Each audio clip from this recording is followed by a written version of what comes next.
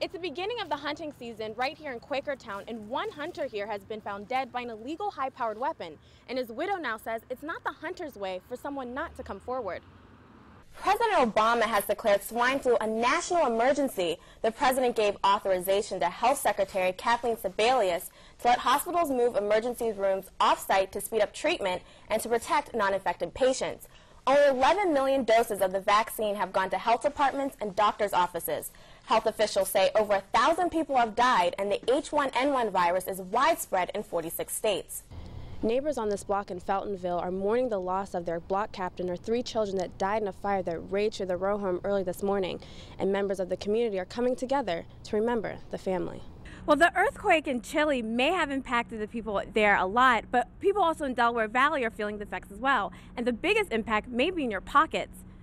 If you head to the produce aisle, you may see a price increase with fruits such as grapes, peaches, and blueberries. Chile's earthquake struck at the peak of the harvest, and more than half of the fruit in Philadelphia grocery stores comes from Chile. Shoppers are worried about the potential price spike. It's just devastating. I'm not really sure what I'm going to do. Everything is crunching you now, so it becomes a problem. Well, it affects me a lot because with the spring coming and the summer, I eat a lot of fruit, and I'm sure other people do too, as far as eating more meats and stuff. So I eat mainly fruits, so it's going to really affect it a lot. Well, I had to rearrange some budget-wise. I had to rearrange, yes, and cut back on something else and put up more out for fruits and vegetables. Local stores like Acme are doing all that they can to ensure affordable prices, hoping customers will notice. Well, I'm buying these blueberries, and they're cheaper this week than they were last week, so the earthquake hasn't affected them yet. And Rick, even though the prices may be down this week, they could be on the rise in the upcoming weeks. Reporting for 6 Action News, I'm Sydney Grant. We will no longer have them here with us anymore, and everybody's fighting back tears. Family and friends are coming together to remember a mother and her 3 children who died in a fire that roared through the row home in Feltonville. The blaze broke out early this morning on the 4800 block of Palethorpe. Neighbors say they could hear the screams of 33-year-old Rashida Butts-Wilson, their beloved block captain, and her 3 children, 13-year-old Jamar, 11-year-old Mignon, and 8-year-old Shania. Firefighters say they thought the house was empty, but when they went inside, they discovered they were wrong. They were first told that everybody was out of the house.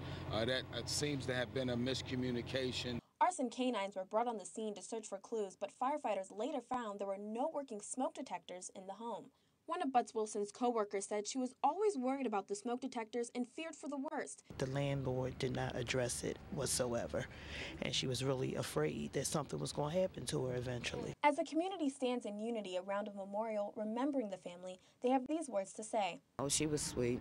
Every time you seen her, she had a smile on her face. She was always for the kids. Everything was about the kids. And Fire Commissioner Lloyd Ayre says the firefighters' hearts are heavy as well. In the rear, you see the bicycles, the children's bicycles. You look and you see the books in some books in the basement that the children were reading, and you look at the devastation, and it's just right at this point, it's unbelievable. In Feltonville, Sydney Grant, NBC 10 News.